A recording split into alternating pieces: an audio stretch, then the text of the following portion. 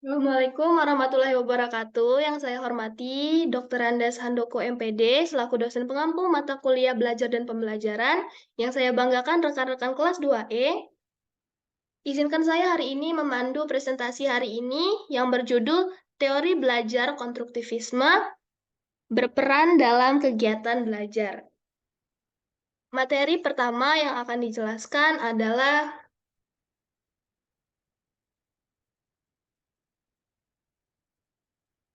pengertian teori belajar konstruktivisme yang akan dijelaskan oleh saya sendiri.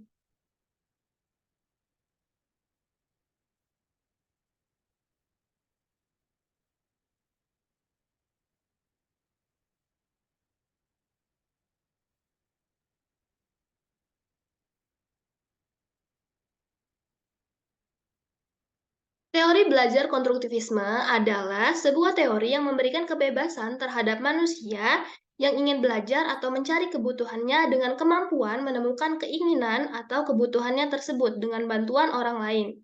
Sehingga teori ini memberikan keaktifan terhadap manusia untuk belajar menentukan sendiri kompetensi pengetahuan atau teknologi dan hal lain yang diperlukan guna mengembangkan dirinya sendiri. Teori pembelajaran konstruktivisme berpendapat bahwa orang menghasilkan pengetahuan dan membentuk makna berdasarkan pengalaman mereka. Dalam konstruktivisme, pembelajaran dipresentasikan sebagai proses konstruktif di mana pelajar membangun ilustrasi internal pengetahuan, interpretasi, pengalaman pribadi.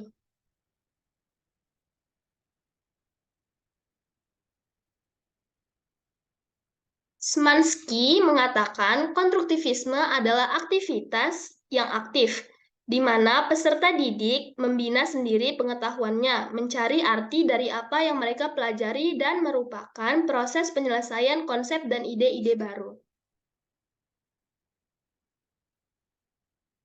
Teori belajar konstruktivisme juga memberikan kebebasan terhadap manusia yang ingin belajar atau mencari kebutuhannya dengan kemampuan menentukan keinginan atau kebutuhannya tersebut dengan bantuan orang lain.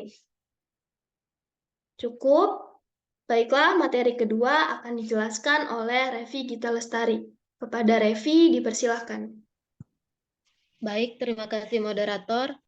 Materi yang kedua yaitu ciri-ciri dari teori belajar konstruktivisme. Ciri-ciri pembelajaran konstruktif adalah sebagai berikut.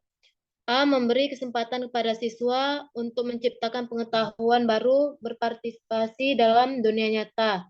Yang kedua, mendorong inisiatif siswa untuk mengajukan pertanyaan atau gagasan menggunakannya sebagai panduan perencanaan pembelajaran. Yang ketiga, dukungan untuk pembelajaran kooperatif dipertimbangkan sikap dan perilaku siswa. Yang keempat, memasukkan temuan penelitian ke dalam cara siswa belajar ide. Yang kelima, mendorong dan merangkul inisiatif dan kemandirian siswa.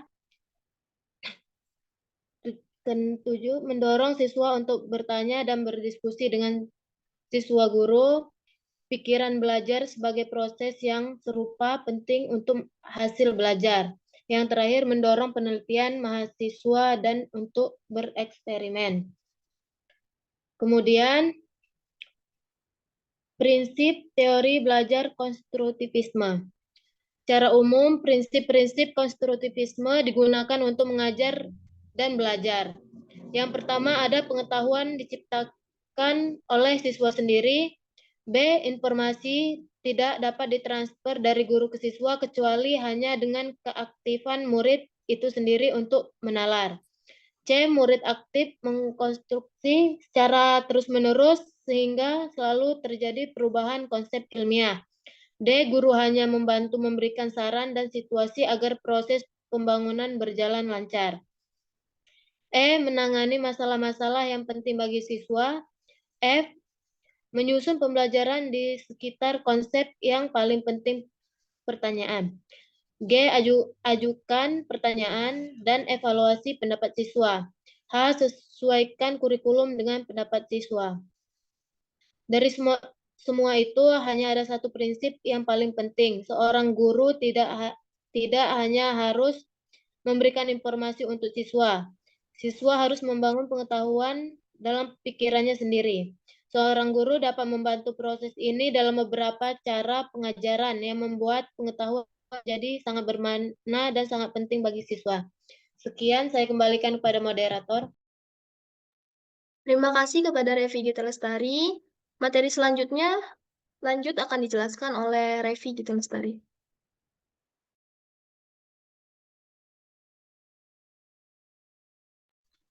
Baik, proses belajar menurut teori konstruktivisme yaitu secara konseptual, proses belajar jika dipandang dari pendekatan kognitif bukan sebagai perolehan informasi yang berlangsung satu arah dari luar ke dalam diri siswa, melainkan sebagai pemberian makna oleh siswa kepada pengalamannya melalui prosesnya asimilasi dan akomodasi yang bermuara pada pemutakhiran struktur kognitifnya.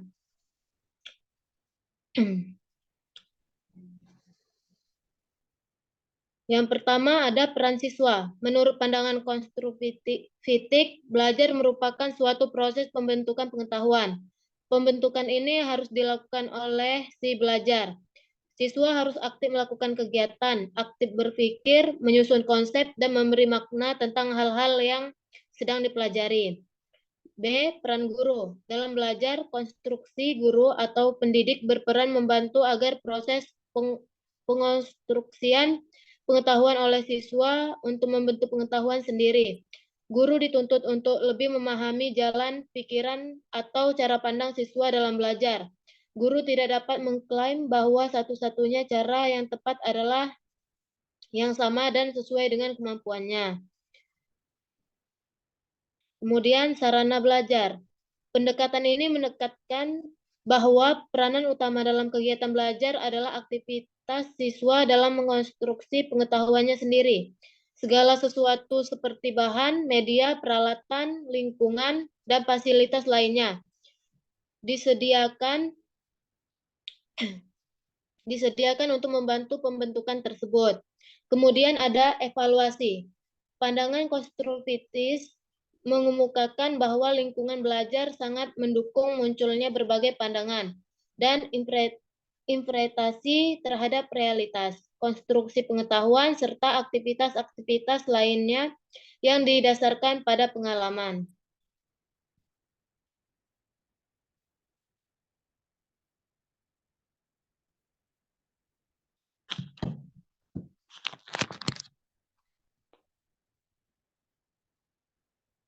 Kemudian ada kekurangan dan kelebihan teori belajar konstruktivisme. Kelebihannya yaitu satu, dalam aspek berpikir yakni pada proses pembinaan pengetahuan baru. Murid berpikir untuk menyelesaikan masalah, menjadi ide, dan membuat keputusan. Kedua, dalam aspek paham yakni seorang murid terlibat secara langsung dalam membina pengetahuan baru. Mereka akan lebih paham dan boleh mengaplikasikannya dalam semua situasi. Yang ketiga, dalam aspek ingat, yakni murid terlibat secara langsung dengan aktif, mereka akan ingat lebih lama semua konsep. 4. Dalam aspek kemahiran sosial, yakni kemahiran sosial diperolehi apabila berinteraksi dengan rekan dan guru dalam membina pengetahuan baru. Kelima, dalam aspek srona, yakni murid terlibat secara terus, mereka paham, ingat, yakni dan berintegrasi dengan sihat, maka mereka akan berasa seronok belajar dalam membina pengetahuan baru. Kemudian kekurangan. Kekurangan teori belajar konstruktivisme, teori ini memiliki beberapa kekurangan, yaitu siswa mengkonstruksi pengetahuannya sendiri. Tidak jarang bahwa hasil konstruksi siswa tidak cocok dengan hasil konstruksi sesuai kaidah ilmu pengetahuan sehingga menyebabkan miskonsepsi. Yang kedua, konstruktivisme menanamkan agar siswa membangun pengetahuannya sendiri. Hal ini membutuhkan waktu yang lama dan setiap siswa memerlukan penanganan yang berbeda-beda. Yang ketiga, situasi dan kondisi sekolah tidak sama karena tidak setiap sekolah memiliki sarana dan prasarana yang membantu keaktifan dan kreativitas siswa. Dan yang terakhir, meskipun guru hanya menjadi pemotivasi dan mediasi jalannya proses belajar, tetapi guru di samping memiliki kompetensi di bidang itu harus memiliki perilaku yang elegan dan arif sebagai spirit bagi anak, sehingga dibutuhkan pengajaran yang sesungguhnya mengekspresi nilai-nilai kemanusiaan. Sekian, saya kembalikan ke moderator.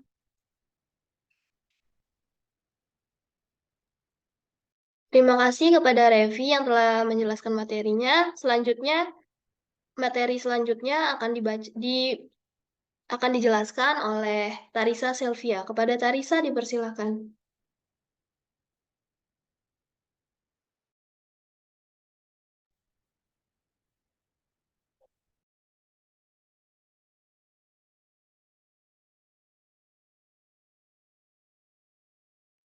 Baiklah, di sini saya akan menjelaskan materi saya, yakni tentang proses belajar menurut teori konstruktivisme. Nah, secara konseptual, proses belajar jika dipandang dari pendekatan kognitif, bukan sebagai peroleh informasi yang berlangsung satu arah, dari luar arah ke dalam diri siswa, melainkan sebagai pemberian makna oleh siswa kepada pengalamannya melalui prosesnya asimilasi dan akomodasi yang bermuara pada struktur pemutakhiran struktur kognitifnya. Nah, kegiatan belajar lebih dipandang dari segi prosesnya daripada segi peroleh pengetahuan dari fakta-fakta yang lepas. Nah, dari pemberian makna terhadap objek dan pengalaman oleh individu tersebut tidak dilakukan secara sendiri-sendiri oleh siswa, melainkan melalui interaksi dalam jaringan sosial. Yang unik, yang terbentuk baik dalam budaya kelas maupun di luar kelas. Oleh sebab itu, yang pengolahan siswa dalam memperoleh gagasannya bukan semata memperoleh pengolahan siswa dalam lingkungan belajarnya, bahkan pada untuk kerja atau prestasi belajarnya yang dikaitkan dengan sistem penghargaan dari luar seperti nilai, ijazah, dan sebagainya. Nah, selain ada, yang pertama itu peran siswa menurut pandangan konstruktivistik, belajar merupakan suatu proses pembentukan pengetahuan. Pembentukan ini harus dilakukan oleh si belajar, siswa harus aktif melakukan kegiatan, aktif berpikir, menyusun konsep, dan memberi makna tentang hal-hal yang sedang dipelajari. Yang kedua yakni peran guru. Dalam belajar konstruksi guru atau pendidik berperan membantu agar proses pengkonstruksian pengetahuan oleh siswa untuk membentuk pengetahuannya sendiri. Yang ketiga, saran belajar. Pendekatan ini menekankan bahwa peran guru utama dalam kegiatan belajar adalah aktivitas siswa dalam mengkonstruksi pengetahuan sendiri. Yang terakhir yakni evaluasi. Dalam pandangan konstruktivisme mengemukakan bahwa lingkungan belajar sangat mendukung munculnya berbagai pandangan dan interpretasi terhadap realitas, konstruksi pengetahuan, serta aktivitas-aktivitas lain yang didasarkan pada pengalaman. Nah, apa sih kekurangan dan kelebihan teori belajar konstruktivisme ini? Yang kelebihan teori belajar konstruktivisme teori ini yakni memiliki kelebihan. Antara lain yang pertama, dalam aspek berpikir, yakni pada proses pembina pengetahuan baru, murid berpikir untuk menyelesaikan masalah, menjadi ide, dan membuat keputusan. Yang kedua, dalam aspek paham, yakni seorang murid terlibat secara langsung dalam membina pengetahuan, yakni murid terlibat secara langsung dengan aktif, mereka akan ingat lebih lama semua konsep. Melalui pendekatan ini, seorang murid membina sendiri kepahaman mereka. Justru mereka lebih yakin menghadapi dan menyelesaikan masalah dalam suatu situasi tersebut. Kekurangannya yakni yang pertama, siswa mengkonstruksi pengetahuan sendiri. Tidak jarang bahwa hasil konstruksi siswa tidak cocok dengan hasil konstruksi sesuai dengan kaidah ilmu pengetahuan, sehingga menyebabkan miskonsepsi. Yang kedua, konstruktivisme menanamkan agar siswa membangun pengetahuannya sendiri. Hal ini membutuhkan waktu yang lama, dan setiap memerlukan penanganan yang berbeda-beda. Yang ketiga, situasi dan kondisi sekolah tidak sama karena setiap sekolah memiliki saran dan prasarana yang membantu keaktifan dan kreativitas siswa. Yang keempat, meskipun guru hanya menjadi mempermotivasi dan memediasi jalannya proses belajar, tetaplah guru di samping memiliki kompetensi di bidang itu. Harus memiliki perilaku yang elegan dan arif sebagai spirit bagi anak sehingga dibutuhkan pengajaran yang sesungguhnya mengapresiasi nilai-nilai kemanusiaan. Mungkin cukup. Saya kembalikan ke moderator. Baiklah, terima kasih kepada Saudara Tarisa. Materi terakhir akan disampaikan oleh Saudari Tarisa. Padanya dipersilakan.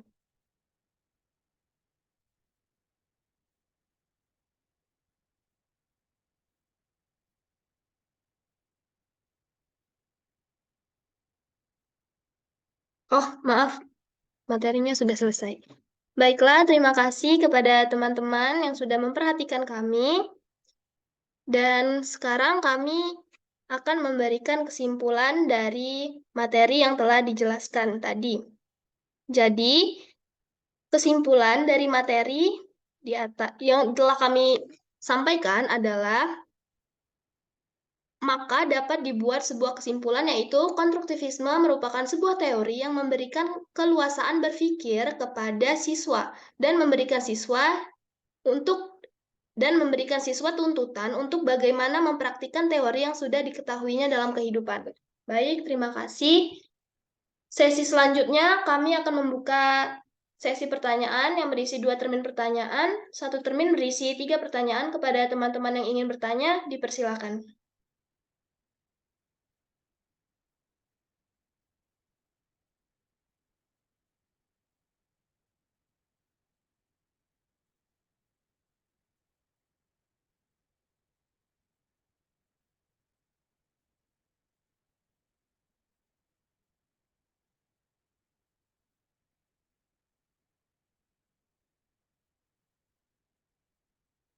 Pada Saudari Ratri, dipersilakan.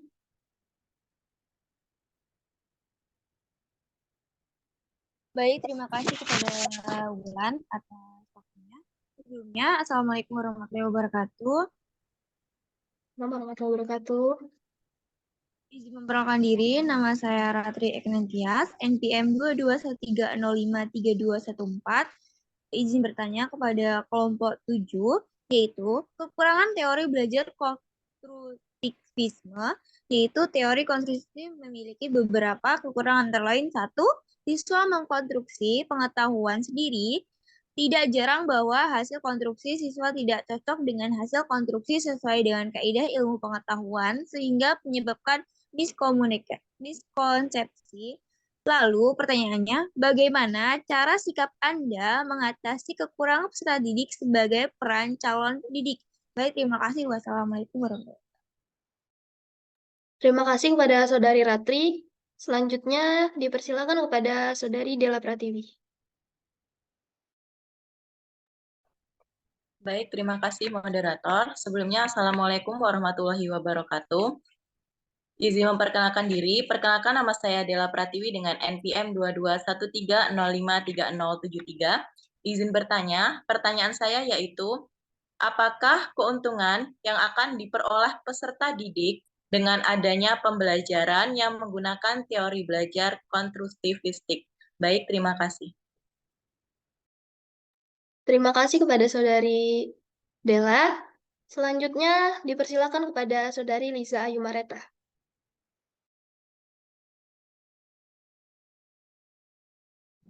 Assalamualaikum warahmatullahi wabarakatuh. Izin memperkenalkan diri, nama saya Liza Yumareta dengan NPM 2213053031. Izin bertanya, bagaimana jika dalam implementasi teori konstruktivisme tersebut ada peserta didik yang pasif, dan apa solusi yang dapat diberikan? Terima kasih. Terima kasih kepada teman-teman yang sudah bertanya. Izinkan kami untuk berdiskusi sebentar untuk menjawab pertanyaan dari teman-teman semua.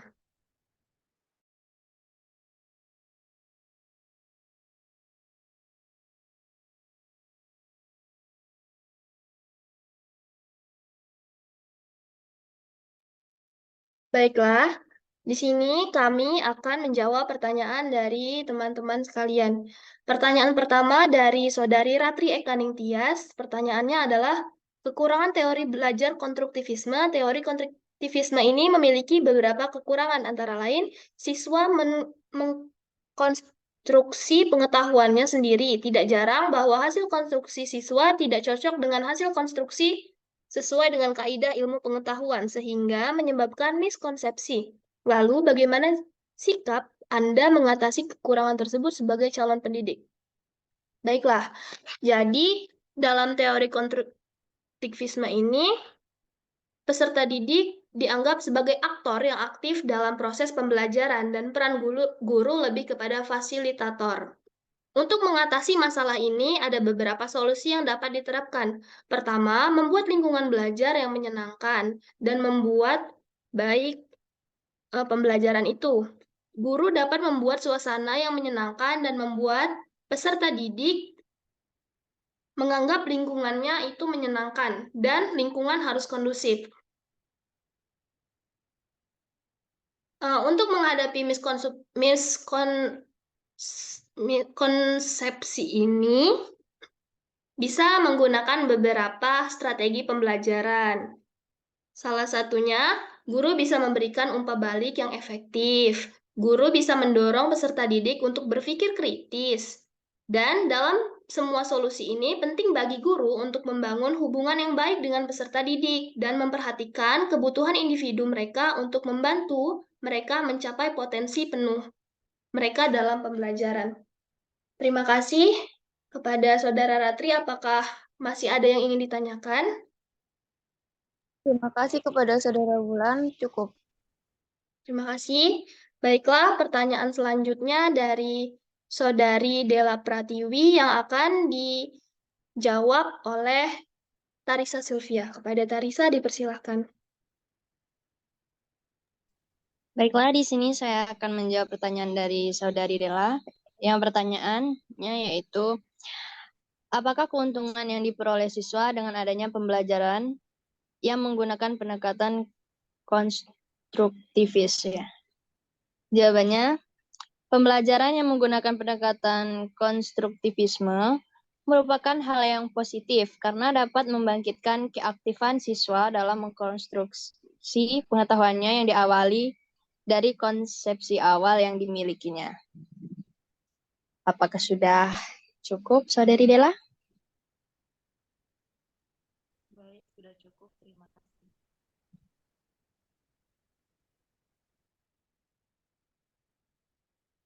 Terima kasih kepada Saudari Tarisa. Pertanyaan terakhir dari Saudari Liza Ayu Mareta yang akan dijelaskan oleh Saudari Revi Gita Lestari. Kepada Revi dipersilahkan. Baik, pertanyaan dari Saudara Liza yaitu bagaimana jika dalam implementasi teori konstruktivisme tersebut ada peserta didik yang pasif? Solusi apa yang dapat diberikan? Baik, saya akan mencoba menjawabnya, yaitu solusi yang dapat kami berikan yaitu mengembangkan kegiatan inquiry di semua topik pembelajaran, memunculkan rasa keingintahuan peserta didik terhadap suatu permasalahan melalui bertanya, membentuk masyarakat belajar atau belajar dengan kelompok-kelompok tertentu. Sekian, apakah sudah cukup, Saudara Liza? Ya, sudah cukup. Terima kasih. Baik, saya kembalikan kepada moderator. Terima kasih kepada Saudari Revi, dan terima kasih untuk teman-teman yang sudah bertanya. Selanjutnya, kami membuka termin kedua. Kepada teman-teman yang ingin bertanya, dipersilahkan.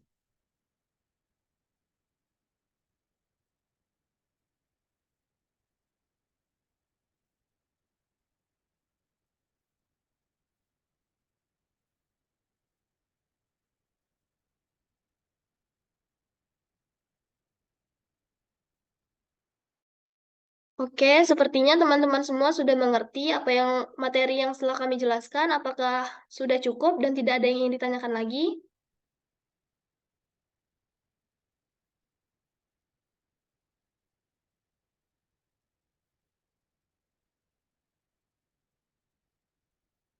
Baiklah, sepertinya sudah cukup.